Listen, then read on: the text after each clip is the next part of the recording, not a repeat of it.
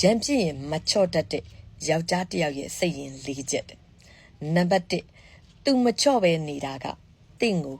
စိတ်ပိုင်းဆိုင်ရာဖိအားပေးတာပါတဲ့မင်းပဲအရင်လာချော့ဆိုတဲ့ပုံစံမျိုးနဲ့တင့်ကိုပြစ်ဒဏ်ပေးခြင်းတဲ့တဘောနံပါတ်2ငါပဲအမြင်မှန်တယ်လို့ကိုပုံသွင်းတာကိုအမားကိုဝန်ခံဖို့တဲ့ပြဿနာကိုရှောင်ပြီးပုံမှန်အတိုင်းပြန်ဖြစ်မဲ့အချိန်ကိုလိုလာတာသူပြန်လာတဲ့အခါမှာငါကပဲသဘောထားကြီးလို့ပြန်လာတာဆိုတဲ့ပုံစံမျိုးတဲ့နံပါတ်3စိတ်ခံစားမှုရှောင်လွဲတာပြဿနာကိုမရှင်းချင်လို့တင်းမာမှုကိုမခံနိုင်လို့ရှောင်နေတာသူစိတ်ထဲမှာကိစ္စကြီးဟာအလိုလိုပျောက်သွားပြီလို့ထင်မှပြန်ပေါ်လာတာနံပါတ်4မာနနဲ့တိတ်ခါကိုအသက်ထက်ချစ်တာ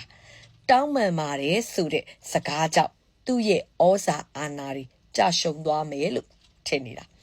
အဲ့ဒီအချက်4ချက်နဲ့ကြုံတွေ့ခဲ့